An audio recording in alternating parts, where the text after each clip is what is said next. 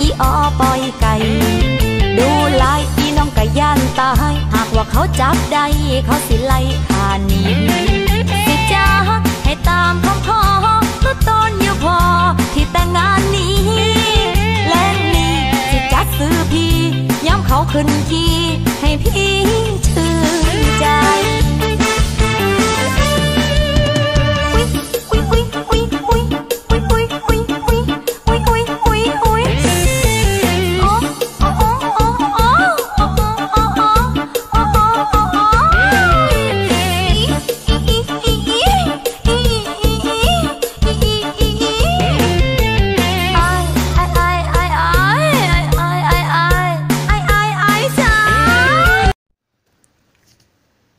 Bertemu kembali kita Bapak Ibu Saudara sekalian di channel Sang Penghujat. Di episode kelima kali ini kita masih meneruskan pembahasan mengenai Kitab Kejadian pasal 3 yang masih belum selesai di episode kemarin. Berhubung karena kemarin itu sudah sekitar 1 jam, maka saya sudahi lebih dahulu penjelasan mengenai Kitab Kejadian pasal 3. Sekarang kita lanjutkan sedikit. Jika waktunya memungkinkan, kita akan membaca Kejadian 4. Seperti yang kita tahu kemarin, bahwa ada hal-hal yang lucu mengenai Kitab Kejadian pasal 3 itu. Dan kemudian berlanjut dengan hal-hal yang menyeramkan. Ada pemikiran bahwa di Kejadian 3 ini satu tema yang disebut sebagai free will atau kehendak bebas. Menurut saya pribadi, kemungkinan besar bahwa pengertian free will ini dibawa oleh para misionaris dari luar dan dicekokkan kepada PP di Indonesia ini, sehingga pemikiran free will itu dari perenungan mereka. Seperti kita ketahui bahwa kita diinformasikan bahwa kehendak bebas ini terjadi ketika Adam dan Hawa seharusnya bisa menolak penawaran yang diberikan oleh ular tentang buah dari pohon pengetahuan baik dan jahat. Namun Adam dan Hawa memilih untuk memakan. Saya sendiri menolak kata free will itu karena itu menyesatkan. Kalimat itu terpotong separuhnya. Jika Anda menawarkan kepada saya satu kalimat free will to choose atau kehendak bebas untuk memilih, nah itu saya terima. Tapi jika Anda hanya mengatakan free will, nah itu saya tidak dapat menerima. Apa yang dimaksud dengan free di sini? Bebas, kebebasan apa? Will kehendak yang bebas. Kamu hendak apa? Apa yang menjadi kehendakmu? Tidak ada Bapak Ibu, seperti kita tahu di sini. Jika kalimat itu menjadi kehendak bebas untuk memilih, barulah kalimat itu tepat.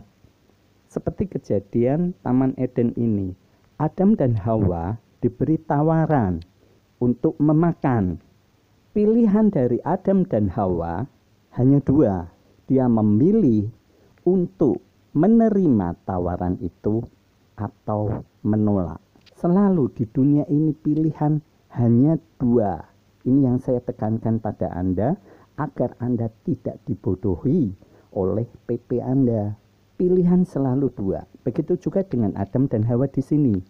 Pilihannya adalah mau menerima tawaran untuk memakan atau tidak. Menolak, menerima atau menolak. Akhirnya Hawa menerima tawaran. Ketika menerima tawaran, disodori lagi pilihan. Mau makan atau tidak. Pilihannya selalu 2. Dan Hawa memilih untuk makan. Di dunia ini Bapak Ibu Saudara sekalian, banyak sekali pilihan. Setiap kali kita memilih, kita akan menemui pilihan lagi. Ketika memilih, kita ada pilihan lagi. dan begitu seterusnya. Sehingga akhirnya kita merasa bahwa kita ini mempunyai kehendak yang bebas sebebas-bebasnya. No, saya katakan tidak. Itu hanya bentuk pilihan, menuju pada pilihan, dan menuju pada pilihan. Begitu terus. Kalau saya ibaratkan, kita ini berada di satu labirin. Ciptaan ilahi yang luar biasa. Anda mau kemana? Mau lurus atau mau ke belakang? Mau jalan terus atau mau mundur? Mau ke kanan atau mau ke kiri?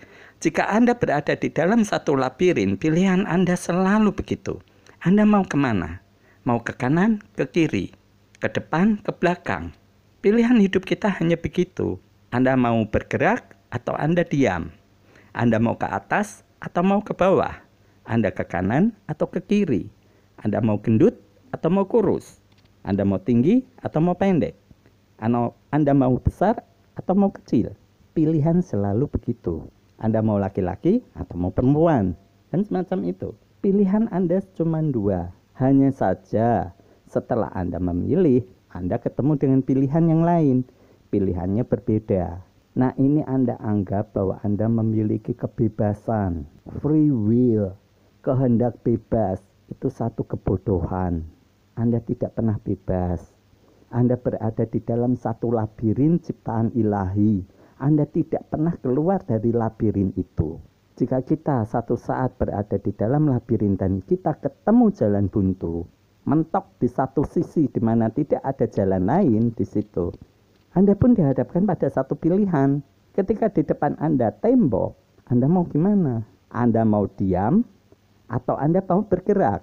Kalau Anda bergerak, Anda mau gimana? Salah satunya pasti pilihannya Anda harus berbalik. Anda mau berbalik atau tidak? Kalau tidak, depan Anda tembok, Anda tidak bisa berjalan. Anda dipaksa, pada satu titik Anda dipaksa untuk tidak bisa memilih dan Anda harus berbalik. Dimanakah kebebasan Anda? Ini adalah satu hal yang sering disamarkan oleh para PP. Lebih tegasnya saya katakan, itu kebohongan yang luar biasa. Kebohongan semacam ini, menurut saya, tidak sepenuhnya keliru. Karena ini menjadi satu dogma buat mereka.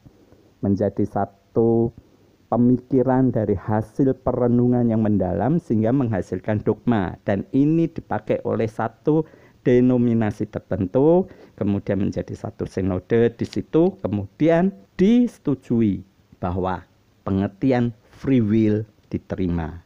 Mungkin jika Anda salah satu dari jemaat di gereja yang mempunyai pemikiran mengenai free will, silahkan saja.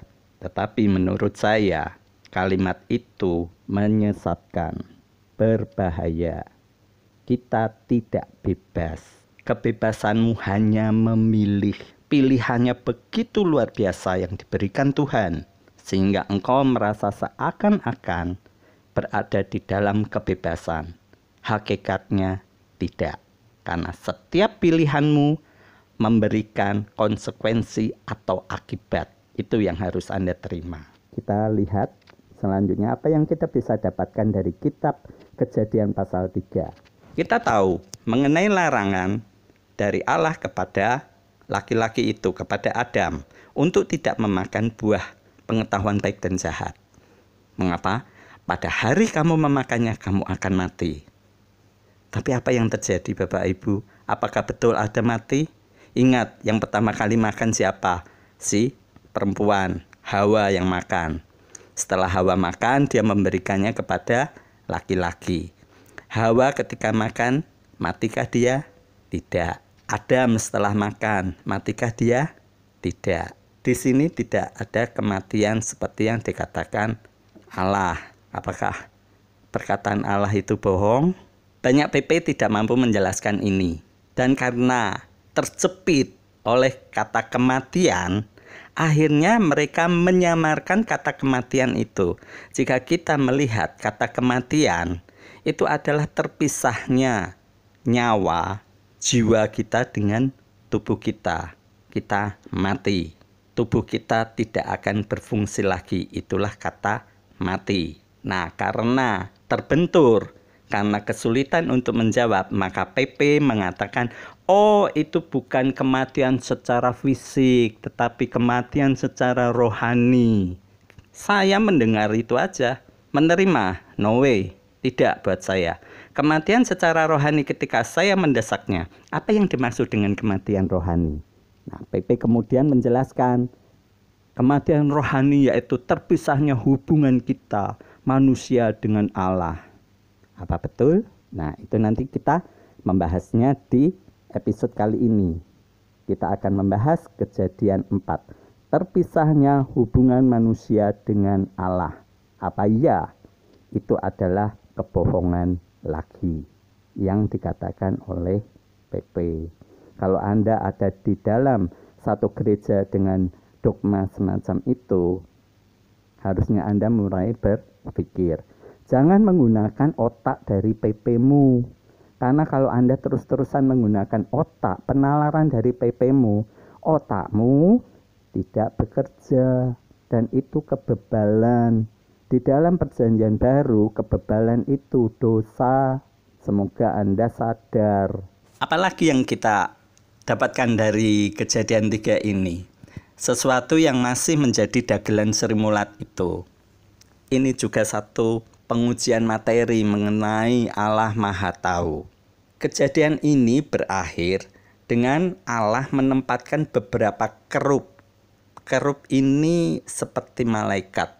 Informasinya begitu.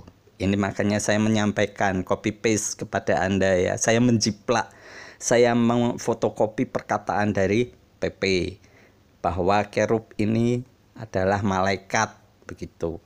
Anehnya begini, kejadian Hawa memakan buah itu karena terbujuk rayuan dari ular. Kemudian Adam terbujuk oleh Hawa. Ini kan kejadian beruntun, ibaratnya tabrakan yang beruntun begitu. Yang jadi persoalan adalah kita diberi informasi oleh PP bahwa Allah itu Maha Tahu. Kejadian ini harusnya Allah juga tahu bahwa nantinya Hawa dan Adam akan tergoda untuk makan buah pengetahuan baik dan jahat. Kalau dia tahu kejadian ini dan membiarkan kejadian itu sehingga disebut dosa, bukankah sebenarnya yang menjatuhkan dosa itu juga Allah sendiri? Menjatuhkan manusia ke dalam dosa. Ini kalau kita berlandaskan kata Maha Tahu yang diinformasikan oleh PP. Setuju dulu? Kalau Allah tidak Maha Tahu, maka kejadian di Taman Eden seperti yang tertulis di Kejadian pasal 3 ini, ya memang demikian, karena Allah tidak Maha Tahu. Makanya setelah kejadian baru dia menempatkan kerub. Dia menyiagakan penjaga. Kalau zaman sekarang satpam untuk menjaga pohon kehidupan. Dengan catatan bahwa Allah pun tidak mengetahui bahwa Adam dan Hawa pernah makan buah dari pohon kehidupan atau tidak. Maka dia menempatkan penjaga, kerub, untuk menjaga pohon kehidupan. Apa dampak dari pohon kehidupan ini sendiri jika dimakan oleh Adam dan Hawa?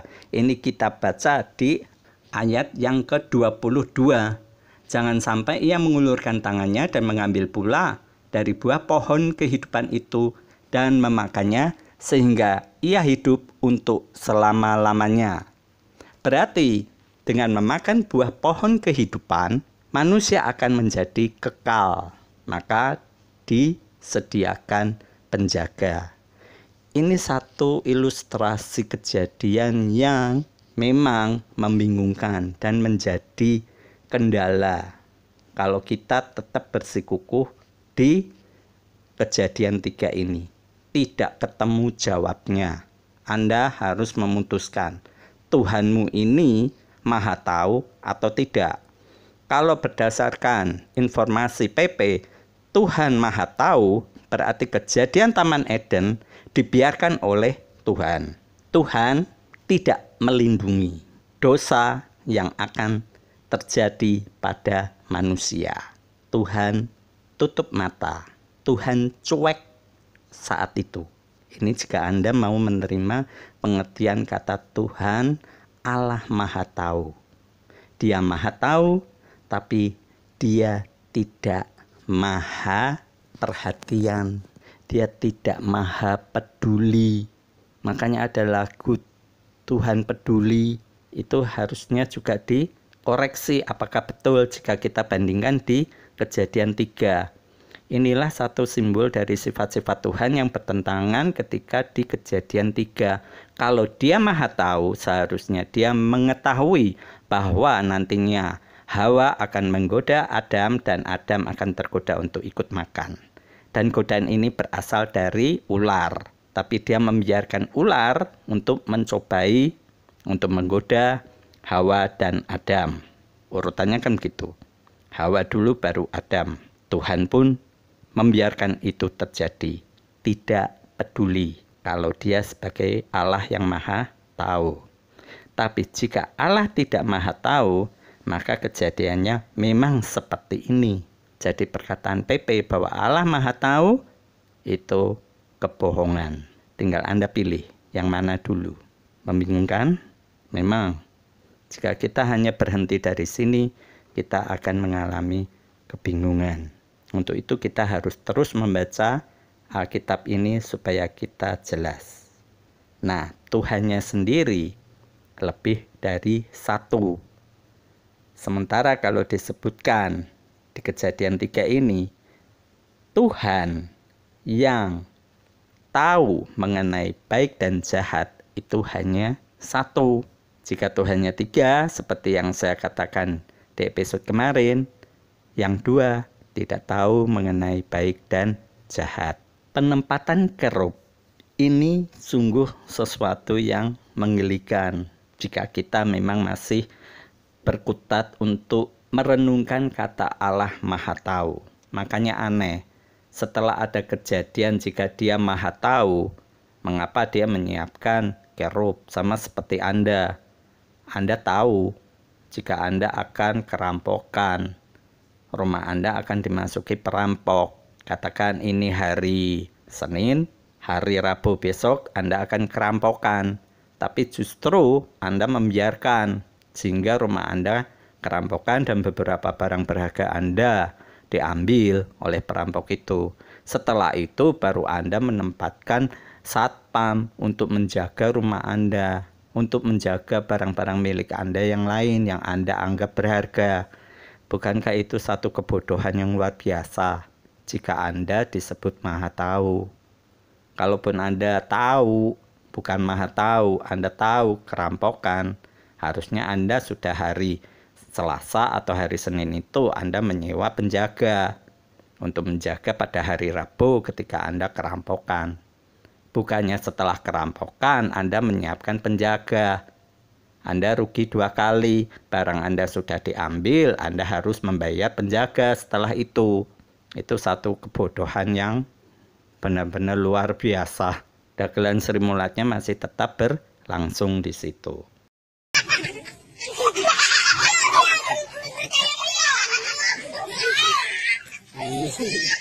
Kejadian 3 ini berakhir dengan diusirnya Adam keluar dari Taman Eden. Sementara Hawa tidak diusir. Ini yang masih menggantung bagi kita di episode kemarin itu. Dan itu buat saya memang mengerikan sekaligus menjijikkan. Dan seperti yang Anda dengar di lagu pembukaan episode ke-5 kali ini, apa yang terbersit pada pemikiran Anda lagu tersebut? Lagu itu saya dapatkan tahun lalu ketika teman saya di kantor. Waktu itu ya dia menunjukkan kepada teman saya yang lain lagu itu. Ya bikin ketawa. Lagu itu bikin ketawa karena terkesan memang ada pornografinya di situ. Ya, asosiasi kita, persepsi kita sendiri sih yang mengatakan bahwa itu pornografi. Pornografi atau tidak dari masing-masing orang. Ketika melihat videonya sendiri ya saya ketawa. Padahal nggak ada apa-apanya sih. Nah, pengertian Anda mengenai seksualitas, mengenai persetubuhan, Apakah itu satu konotasi yang negatif atau positif? Secara umum, hal itu masih tabu untuk orang-orang Asia. Kita orang Asia jarang mau membicarakan mengenai hal-hal yang berkaitan dengan kelamin, dengan seks.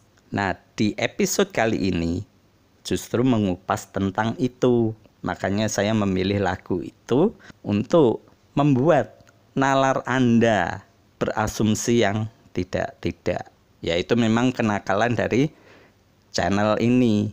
Jika di episode pertama, kedua Anda mungkin ya sedikit berhahaha, ketawa sedikit. Kemudian di episode ketiga Anda ketawa lebih banyak. Di episode keempat Anda ketawa kebahak-bahak dan juga sekaligus merasa seram. Maka di episode kelima ini Anda dinakali lagi. Anda terusik untuk hal-hal yang lain. Jadi macam beragam berusaha untuk saya tampilkan di channel Sang Penghujat ini. Yaitulah kehidupan. Kita beraneka warna semacam pelangi, indah, dan kita nikmati itu. Keindahan itu tanpa saling menyakiti. Walaupun channel ini Sang Penghujat, seperti yang pernah saya katakan, jangan sampai saya menghujat. Kalau Anda menghujat, ya Andalah itu sang penghujatnya, bukan saya. Oke, kita melihat kejadian 4. Kejadian 4 ini terdiri dari 26 ayat. Saya bacakan bagi Bapak, Ibu, Saudara semuanya jika memang tidak membawa Alkitab. Syukur-syukur jika punya gawai yang memiliki aplikasi Alkitab. Jadi Anda bisa mencocokkan apakah yang saya baca ini sesuai dengan yang Anda punya. Siapa tahu kita berbeda. Kejadian 4, Kain dan Habel. Kemudian manusia itu bersetubuh dengan Hawa istrinya, dan mengandunglah perempuan itu, lalu melahirkan Kain. Maka kata perempuan itu, "Aku telah mendapat seorang anak laki-laki dengan pertolongan Tuhan." Selanjutnya dilahirkannyalah Habel, adik Kain, dan Habel menjadi gembala kambing domba, Kain menjadi petani. Setelah beberapa waktu lamanya, maka Kain mempersembahkan sebagian dari hasil tanah itu kepada Tuhan sebagai korban persembahan. Habel juga mempersembahkan korban persembahan dari anak sulung kambing dombanya, yakni lemak-lemaknya. Maka Tuhan mengindahkan Habel dan korban persembahannya itu. Tetapi Kain dan korban persembahannya tidak diindahkannya. Lalu hati Kain menjadi sangat panas dan mukanya muram. Firman Tuhan kepada Kain, "Mengapa hatimu panas dan mukamu muram? Apakah mukamu tidak akan berseri jika engkau berbuat baik? Tetapi jika engkau tidak berbuat baik, dosa sudah mengintip di depan pintu. Ia sangat menggoda engkau, tetapi engkau harus berkuasa atasnya." Kata Kain kepada Habel adiknya, "Marilah kita pergi ke padang." Ketika mereka ada di padang, tiba-tiba Kain memukul Habel adiknya itu, lalu membunuh dia. Firman Tuhan kepada Kain, "Di mana Habel adikmu itu?" Jawabnya, "Aku tidak tahu apakah aku penjaga adikku."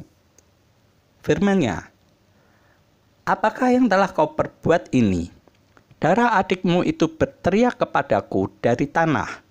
Maka sekarang terkutuklah engkau, terbuang jauh dari tanah yang mengangangkan mulutnya untuk menerima darah adikmu itu dari tanganmu. Apabila engkau mengusahakan tanah itu, maka tanah itu tidak akan memberikan hasil sepenuhnya lagi kepadamu. Engkau menjadi seorang pelarian dan pengembara di bumi." Kata Kain kepada Tuhan, "Hukumanku itu lebih besar daripada yang dapat kutanggung. Engkau menghalau aku sekarang dari tanah ini, dan aku akan bersembunyi dari hadapanmu. Seorang pelarian dan pengembara di bumi. Maka barang siapa yang akan bertemu dengan aku, tentulah akan membunuh aku." Firman Tuhan kepadanya, "Sekali-kali tidak. Barang siapa yang membunuh Kain, akan dibalaskan kepadanya 7 kali lipat." Kemudian Tuhan menaruh tanda pada Kain, supaya ia jangan dibunuh oleh barang siapapun yang bertemu dengan dia. Lalu Kain pergi dari hadapan Tuhan, dan ia menetap di tanah Nod di sebelah timur Eden.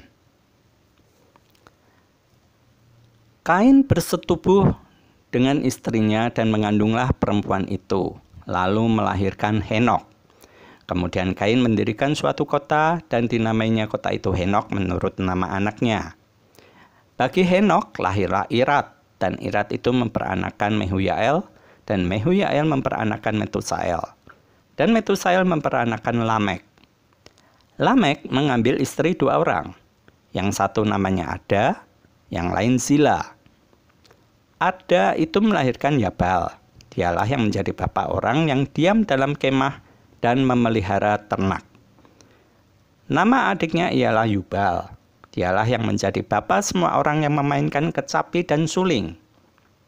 Zila juga melahirkan anak, yakni Tubal Kain, bapak semua tukang tembaga dan tukang besi. Adik perempuan Tubal Kain ialah Naama. Berkatalah Lamek kepada kedua istrinya itu, Ada dan Zila, dengarkanlah suaraku, hai istri-istri Lamek. Pasanglah telingamu pada perkataanku ini. Aku telah membunuh seorang laki-laki karena ia melukai aku. Membunuh seorang muda karena ia memukul aku sampai bengkak. Sebab jika Kain harus dibalaskan 7 kali lipat, maka Lamek 77 kali lipat. Adam bersetubuh pula dengan istrinya, lalu perempuan itu melahirkan seorang anak laki-laki dan menamainya Set. Sebab katanya, Allah telah mengaruniakan kepadaku anak yang lain sebagai ganti Habel, sebab Kain telah membunuhnya. Lahirlah seorang anak laki-laki bagi Set juga, dan anak itu dinamainya Enos. Waktu itulah orang mulai memanggil nama Tuhan. Bapak, Ibu, Saudara sekalian, di episode kali ini kita masih tetap melanjutkan dagelan Sri Mulatnya. Kita masih sedikit lucu-lucuan supaya kita bisa berhahaha, ya, mengikuti apa yang diinformasikan dari Alkitab kita ini. Kalau kita menilik kembali kata dosa yang konon diinformasikan para PP itu muncul dari pertama kalinya Adam, Hawa, dan Adam memakan buah pengetahuan baik dan jahat, itulah awal dari dosa karena dia melanggar perintah Allah. Seperti yang saya katakan dulu di channel yang dulu-dulu, pengertian dosa itu apa? Nah, itu katanya melanggar perintah, melanggar larangan dari Allah. Sekarang saya ingin bertanya kepada Bapak Ibu, apakah benar bahwa Adam dan Hawa itu melanggar perintah Allah itu karena dia memakan buah pengetahuan baik dan jahat? Saya katakan ini, jika saya beritahukan kepada Bapak Ibu Saudara sekalian, perkataan itu yang sering diinformasikan PP itu keliru karena tidak memperhatikan perintah sebenarnya yang diberikan kepada Adam dan Hawa yang tidak dilakukan ketika ada di Taman Eden. Anda tahu apa itu? Perkataan perintah itu justru dilakukan di pasal 4 ini. Perintah pertama yang turun kepada Adam, kepada manusia dan istrinya itu, perintah itu muncul di pasal pertama saat penciptaan laki-laki dan perempuan. Langsung saat itu juga diberi perintah, beranak cuculah dan penuhilah bumi. Dilakukan ya oleh Adam, oleh manusia itu dan istrinya.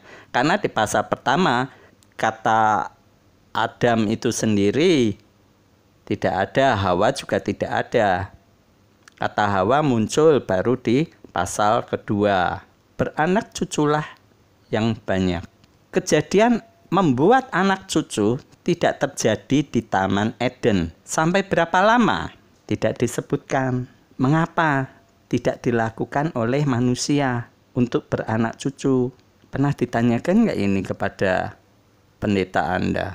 Tidak ada tolak ukur kehidupan laki-laki dan perempuan itu di Taman Eden. Tapi perintah untuk beranak cucu itu di pasal pertama dan tidak terjadi hingga di pasal keempat. Ada kronologi, ada waktu yang terjadi. Ini kertas kosong. Suka-suka saya dong untuk bercerita kepada Anda. Karena kertas kosong, channel Sang Penghujat biasa kadang nakal untuk bercerita yang tidak-tidak. Asumsi saya, Tuhan Allah ini terlalu lama untuk menyaksikan. Kapan ada adegan esek-esek? Ini si Adam ngapain aja ya? Kok nggak mau esek-esek sama istrinya? Nah, Tuhan yang lain ngomong, gimana bisa tahu untuk esek-esek? Sedangkan buahnya nggak boleh dimakan sama mereka. Nah, Tuhan yang lain ngomong, ayo kita buat caranya supaya mereka esek-esek. Kemudian terjadilah kejadian 3 itu.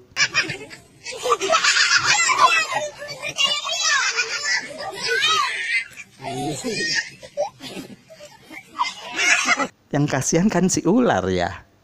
Jika terjadi demikian, sebenarnya Tuhan ingin nonton. Kalau zaman Noh ini, sorry Bapak Ibu sekalian, Tuhan kepingin nonton adegan porno. Seperti lagu pembukaan ini, timbul esek-esek. Tapi dinanti-nanti, ini manusia kok tidak melakukan. Ya nggak ngelakuin karena memang nggak punya pengetahuan apa-apa. Kan cuma disuruh mengusahakan tanah. Ya udah itu yang dilakuin sama manusia. Padahal perintah awalnya apa? Beranak cuculah. Penuhilah bumi. Gimana caranya? Nggak pernah diberitahu. Dagelannya masih berjalan di sini. Lucu kan?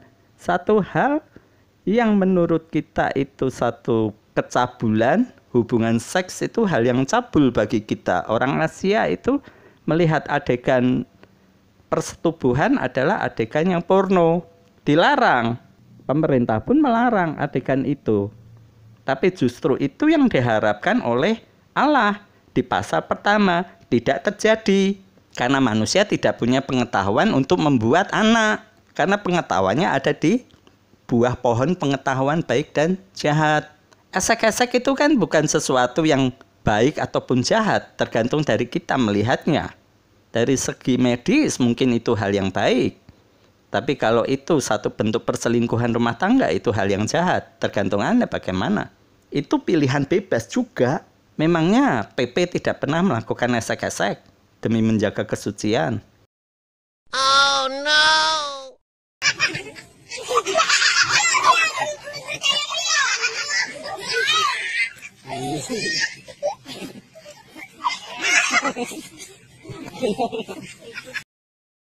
Setelah kejadian memakan buah itu, barulah di pasal keempat ini, manusia itu bersetubuh dengan Hawa istrinya. Pertanyaan saya begini, ini kapan terjadinya?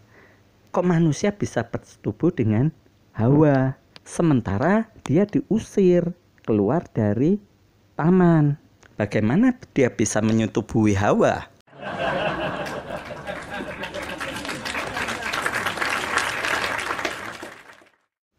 Ini juga merupakan kertas kosong kalau buat saya. Makanya mengapa si Adam yang diusir keluar? Karena apa? Karena Hawa diberi teknik untuk melakukan persetubuhan itu oleh Allah. Perkataan saya ini mungkin akan mendapat kritikan yang banyak. Whatever, terserah Anda. Tapi perhatikan di sini. Mengandunglah perempuan itu lalu melahirkan Kain. Maka kata perempuan itu, aku telah mendapat seorang anak laki-laki dengan pertolongan Tuhan. Perkataan pertolongan Tuhan sebenarnya ini berbeda dengan yang versi lain. Jika Anda ingin melihat versi lain ini, kalau kita melihat terjemahan dari versi YLT yang literal translation, di sini disebutkan, and the man knew Eve his wife, and she conceived and birthed Cain, and said, I have gotten a man by Jehovah.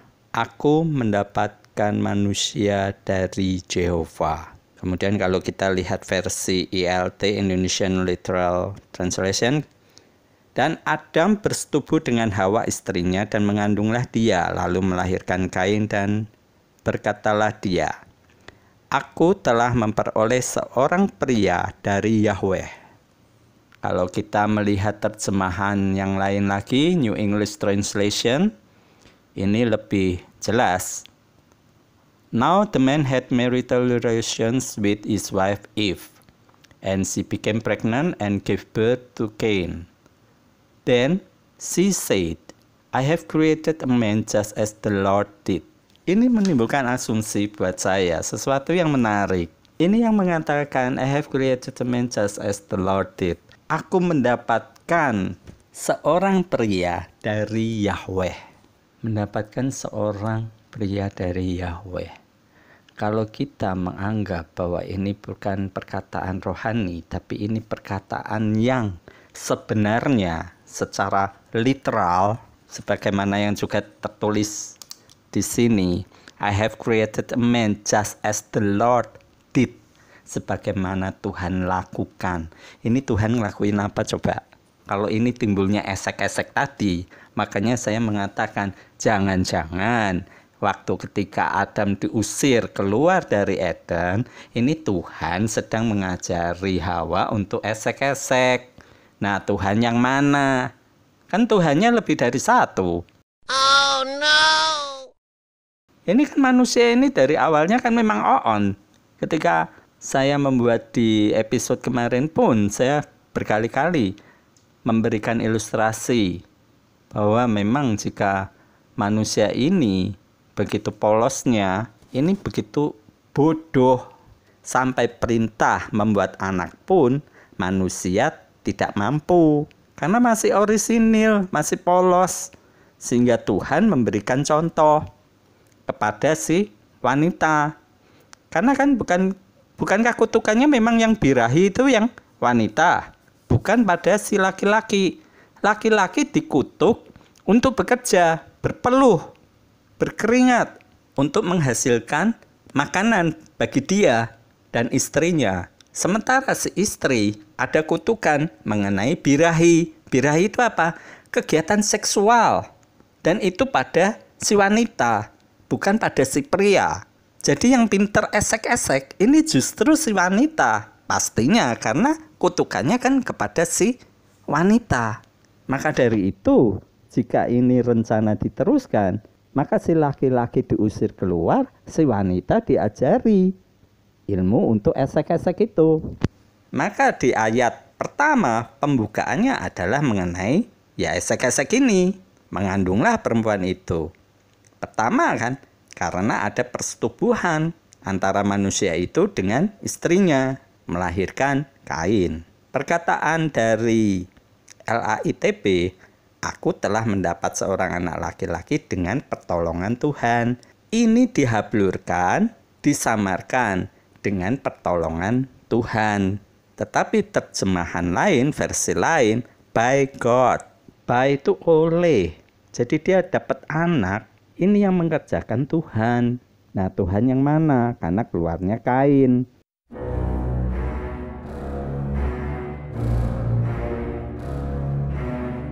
Ini lucu sekaligus mengerikan. Di ayat kedua, selanjutnya dilahirkannyalah Habel, adik Kain, dan Habel menjadi gembala kambing domba, Kain menjadi petani. Jaraknya berapa tahun antara Kain dan Habel? Ini juga nggak jelas. Emangnya 2 tahun? Apakah harus 2 tahun?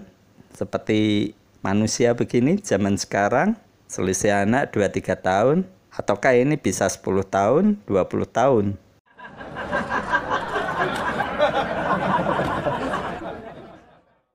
Kemudian kita lanjut di ayat ketiga. Setelah beberapa waktu lamanya, maka Kain mempersembahkan sebagian dari hasil tanah itu kepada Tuhan sebagai korban persembahan. Setelah beberapa waktu lamanya, berapa lama? Nggak tahu, nggak ada kejelasan juga. Di ayat keempat, kemudian disusul Habel, juga mempersembahkan korban persembahan. Di ayat ini juga Tuhan mengindahkan Habel dan korban persembahan. Tetapi persembahan Kain tidak diindahkan. Akibatnya apa? hati Kain menjadi sangat panas, mukanya muram. Di ayat ke-6, inilah baru kita lihat firman Tuhan kepada Kain, mengapa hatimu panas dan mukamu muram? Ini jelas membantah apa yang dikhotbahkan oleh PP. Jika tadi seperti saya katakan bahwa kematian, mati yang dimaksudkan mati, hari waktu manusia memakan buah pengetahuan baik dan jahat itu adalah mati terputusnya hubungan Allah dengan manusia. Apa iya? Jelas dibantah di pasal 4 ayat 6.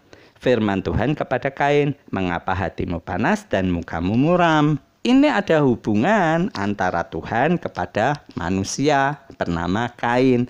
Apanya yang terputus? Bapak Pendeta, tidak ada putusnya. Tuhan masih melakukan interaksi dengan manusia. Bahkan Tuhan sendiri memberi nasihat.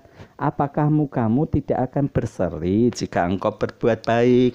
Ini menasehati seperti seorang ibu kepada anaknya. Terputus hubungan apa? Tetapi jika engkau tidak berbuat baik, dosa sudah mengintip di depan pintu. Ia sangat menggoda engkau, tetapi engkau harus berkuasa atasnya. Disinilah muncul pertama kalinya kata dosa. Di pasal 1, 2, 3 kita tidak menemukan kata dosa. Baru di sini kita muncul kata dosa. Ini kemudian dikiaskan bahwa dosa mengintip di depan pintu. Ia sangat menggoda engkau. Ini seakan-akan dosa ini seperti manusia bisa ngintip begitu. Kemudian menggoda. Kalau kita sekarang sering dikonotasikan bahwa yang suka menggoda itu selalu cewek kan. Tapi jika kita melihat versinya King James Version, itu disebutkan, and until you shall be his desire and you shall rule over him. Disebut ini malah jenis kelaminnya laki-laki. Dan kita ini menjadi kegemaran dia. His desire menjadi satu bentuk passion, satu bentuk keinginan dari dosa itu untuk menggoda, untuk menjatuhkan kita, untuk melakukan sesuatu yang tidak baik. Jadi menurut King James Version, dosa ini jenis kelaminnya laki-laki, tetapi di versi lain tidak berjenis kelamin, kata disebut it. Kita lanjut di ayat ke-8. Katakan kepada Habil adiknya, marilah kita pergi ke padang. Ketika mereka ada di padang, tiba-tiba Kain memukul Habil adiknya itu lalu membunuh dia. Membunuh dengan cara gimana ini menurut Anda? Ini dipukul pakai apa? Tangan kosong? Bisa saja kalau terpautnya begini. Ini waktu kelahiran antara Kain dan Habil kita tidak tahu. Usia berapakah mereka ini terpautnya? Jika Kain ini berusia 30, sementara Habil berusia 15, terpaut 15 tahun, jelas pasti Kain lebih berpengalaman daripada Habil. Makanya ketika dipukul, ya lebih gede mungkin terkaparlah si Habil. Kemungkinan juga ini asumsi saya dipukul dengan menggunakan batu. Mengapa? Karena ketika ditanya oleh Tuhan di ayat selanjutnya, Habil adikmu itu di mana? Ini dijawab Kain tidak tahu. Nah ini dia berani membantah kepada Tuhan. Sampai akhirnya Tuhan pun berkata, apakah yang telah kau perbuat itu? Darah adikmu itu berteriak kepadaku dari tanah. Maka sekarang terkutuklah engkau, terbuang jauh dari tanah yang mengangkat mulutnya untuk menerima darah adikmu itu dari tanganmu. Ini kan sebenarnya Tuhan juga sudah tahu. Cuman perbedaannya adalah seperti yang terjadi pada Adam dan Hawa. Ketika ditanya di Taman Eden, di mana kamu?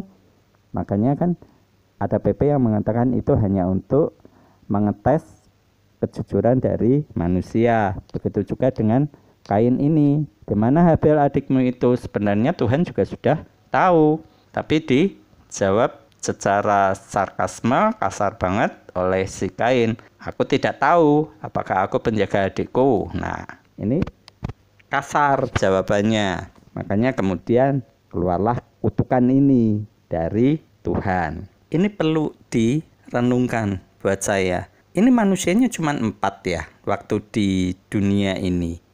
Jadi hanya ada Adam, Hawa, Kain, dan Habil. Bayangkan saja itu jika di Taman Eden itu segede Jakarta Raya. Di episode kemarin saya menganalogikan begitu ya. Ilustrasinya semacam itu. Jika Taman Eden itu segede Jakarta, maka ini Adam, Hawa, Kain, Habel keluar dari Eden atau masih di Eden. Saya juga tidak jelas di sini.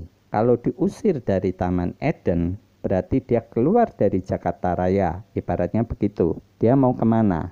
Menuju ke timur, berarti ke arah Jawa Tengah menuju Jawa Timur. Kalau diusirnya mungkin ke arah barat, ya dia mungkin ke daerah Bandung, daerah Banten sana. Bayangkan betapa besarnya area yang harus dikelola oleh 4 orang ini. Jadi kejadian ketika pembunuhan Habel ini antara Hawa dan juga Adam tidak akan mengetahuinya. Begitu luasnya area yang ada, yang harus dikerjakan oleh manusia ini. Mereka berempat. Oh no! Setelah kutukan ini, Tuhan menjatuhkan kutukan kepada Kain, maka Kain pun membuat semacam permohonan. Ada keluhan. Hukumanku itu lebih besar daripada yang dapat kutanggung. Engkau menghalau aku sekarang dari tanah ini, dan aku akan tersembunyi dari hadapanmu. Seorang pelarian dan pengembara di bumi, maka barang siapa yang akan bertemu dengan aku, tentulah akan membunuh aku. Ada satu pertanyaan yang pernah saya terima. Mengapa Kain mengatakan, barang siapa yang akan bertemu dengan aku, tentulah akan membunuh aku. Lantas siapa yang ketemu dengan dia? Jika kejadian ini hanya 4 orang yang ada. Hanya Adam, Hawa, Kain, Habel. Habel sudah meninggal. Kain mau ketemu dengan siapa lagi? Cuman ketemu bapak ibunya kan? Adam dan Hawa. Mengapa dia bisa mengatakan tentulah akan membunuh aku? Jika dia tidak mengatakan apa-apa kepada Adam dan Hawa, siapa yang akan ngerti? Seperti yang saya katakan tadi, analoginya jika ini terjadi keluar dari Taman Eden menuju Jawa Tengah, Jawa Timur, betapa luasnya daerah itu. Lantas dia mau ketemu gimana? Kalaupun ketemu dia akan ditanya, Adam, adikmu di mana? Wah, nggak tahu. Saya di Jawa Tengah, mungkin dia di Jawa Timur, di Surabaya. Saya kan lagi di Tegal. Jarak Tegal Surabaya berapa jauhnya? Begitu juga ibunya. Masa 4 orang hanya mainnya cuman petak umpet di satu lokasi? Katakan keluar Jakarta hanya pergi di Bekasi begitu? Begitu luasnya kan?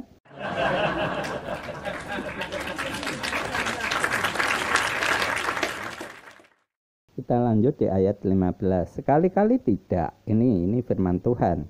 Barang siapa yang membunuh Kain akan dibalaskan kepadanya 7 kali lipat. Kemudian Tuhan menaruh tanda pada Kain supaya ia jangan dibunuh oleh barang siapapun yang bertemu dengan dia. Nah, coba bayangkan jika ini terjadi pada Adam dan Hawa. Barang siapa yang membunuh Kain akan dibalaskan kepadanya 7 kali lipat. Maksudnya coba gimana?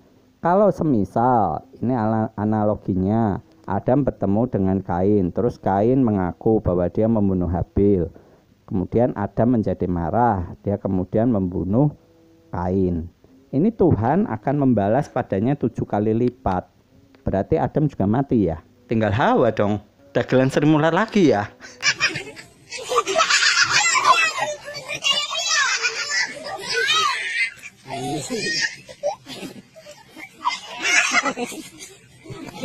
Untungnya kemudian Tuhan menaruh tanda pada Kain supaya ia jangan dibunuh oleh barang siapapun yang bertemu dengan dia.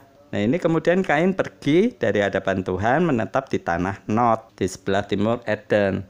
Berarti benar ini menujunya ke daerah timur. Katakan itu tadi Jakarta, ini menuju Jawa Timur. Ya, mampir dulu di Jawa Tengah, di Tegal, di Solo gitu ya. Nah, kita berlanjut ke ayat 17. Kain bersetubuh dengan istrinya dan mengandunglah perempuan itu, lalu melahirkan Henok. Kemudian Kain mendirikan suatu kota dan namanya kota itu Henok menurut nama anaknya. Hebat ya, tahu-tahu dia bisa bersetubuh dengan istrinya. Padahal manusia kan cuma 4 ini. Adam, Hawa, Kain, Habel. Habel dibunuh oleh Kain, berarti anaknya kan cuma si Kain. Adam, Hawa. Nggak tahu kalau membuat anak lagi. Tapi di sini Kain bisa bersetubuh dengan istrinya. Dari manakah istrinya ini? Istrinya ini anak siapa? Ini dagelan Sri Mula terus. Saya sampai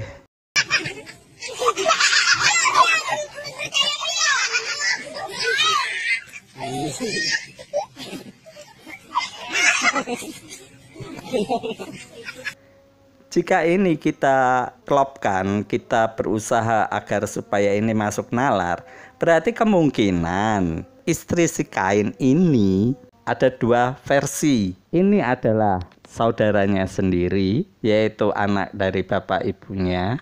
Ini saudara sekandung, berarti anak Adam Hawa. Kita di sini tidak bermain waktu, karena di sini tidak ada waktu yang terjadi.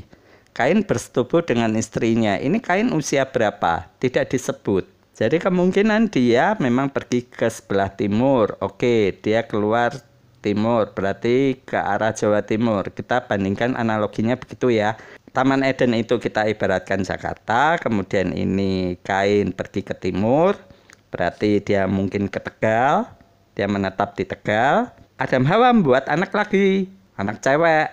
Sekitar 20 tahun kemudian si anak cewek ini berjalan juga ke arah timur, mampirlah ke Tegal, ketemu dengan Kain.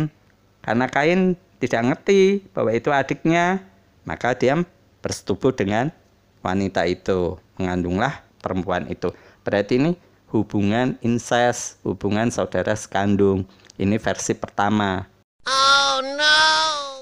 Versi yang kedua adalah kita mengkaitkan dengan si Lilith yang muncul di pasal 1 sebagai legenda, sebagai dongeng. Berarti wanita ini adalah anak dari Lilith karena juga tidak ada namanya. Nah, kalau ini anaknya Lilith, berarti legenda Lilith itu memang ada, karena di sini menurut saya lebih masuk akal ketimbang Kain melakukan hubungan incest.